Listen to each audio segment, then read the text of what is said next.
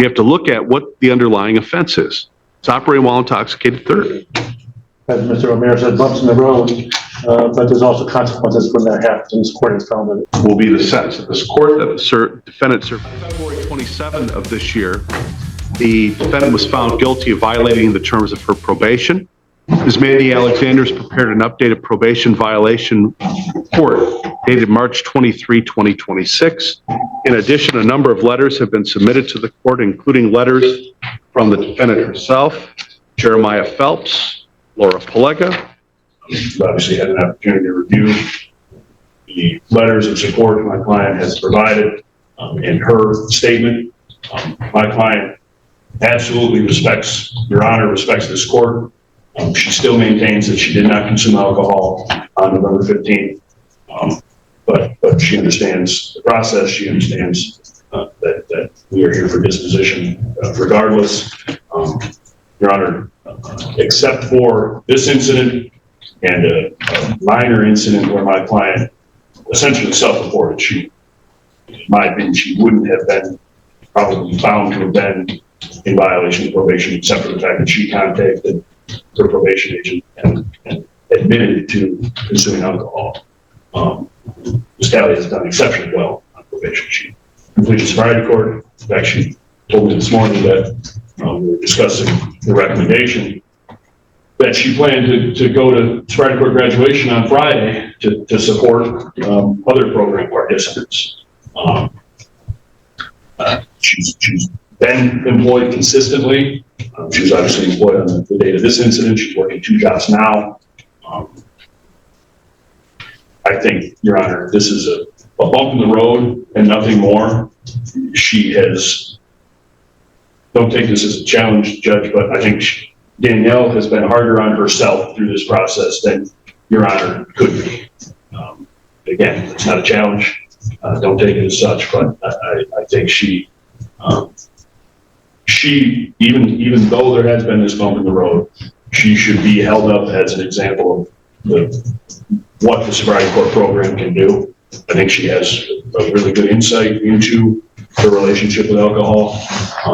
I think regardless of whatever Your Honor decides today, I think she's going to continue to do very well. I don't think she's going to be back in front of the court again for any matter.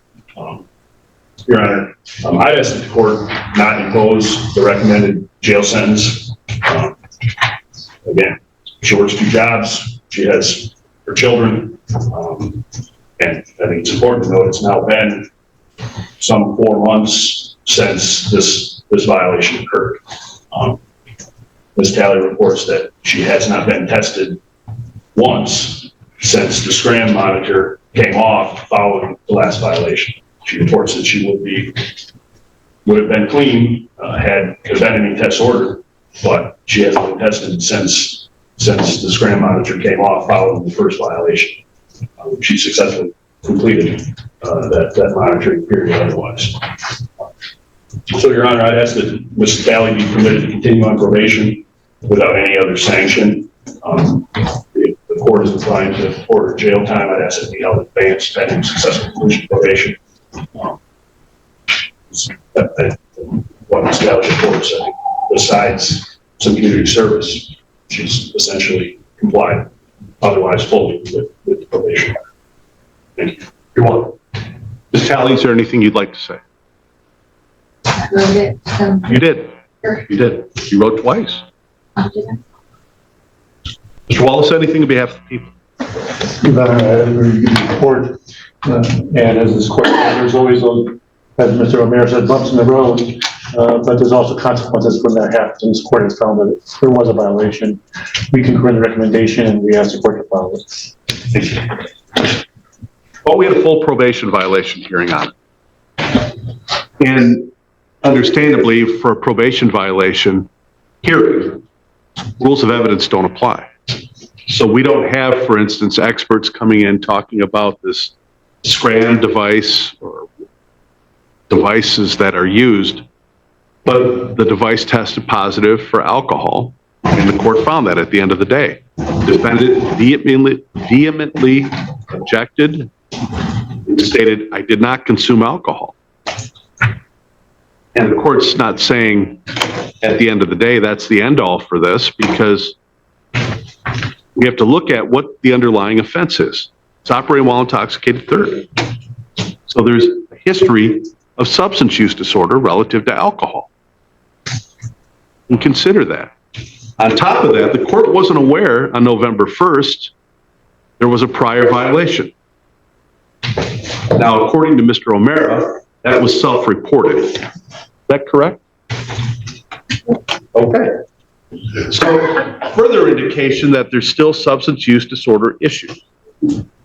And the position of the defense has been, hey, look, it must be something wrong with the device or something else that triggered it. She's working at a bar. People came in and testified, well, I didn't see her consume alcohol. Well, I mean, who would? It was a busy night that night.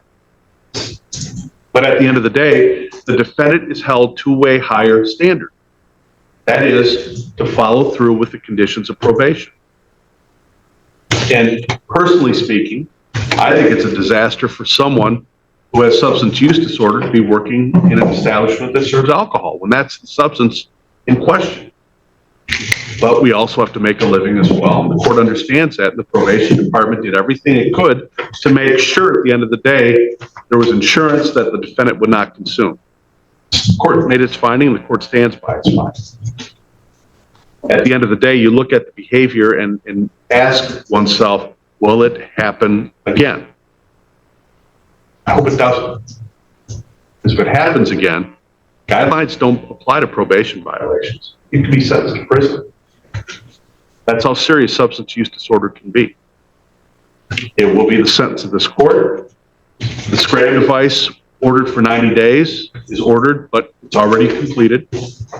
Outpatient treatment continues. Will be the sentence of this court that the defendant served 15 days in the county jail with 1 day credit. There will be no more excuses. And if I find out, even if it's self-reported, whatever the situation may be, that you're testing positive, don't worry about 14, it's going to be much more than that. The court is also going to order 8 hours of community service to be completed over the balance of the term of probation, and that must be provided, the proof of that, in written form to the probation agent. It's my duty to inform the defendant she has the right to seek leave to appeal. If she's financially unable to provide counsel of her own choice, court will assign counsel for public expense. She's to initial the receipt questionnaire form requesting the assignment of counsel. Some other place of work would be much better. Good luck to you, miss. Don't want to see you again. Off the record. Mr. O'Mara, I've got to switch back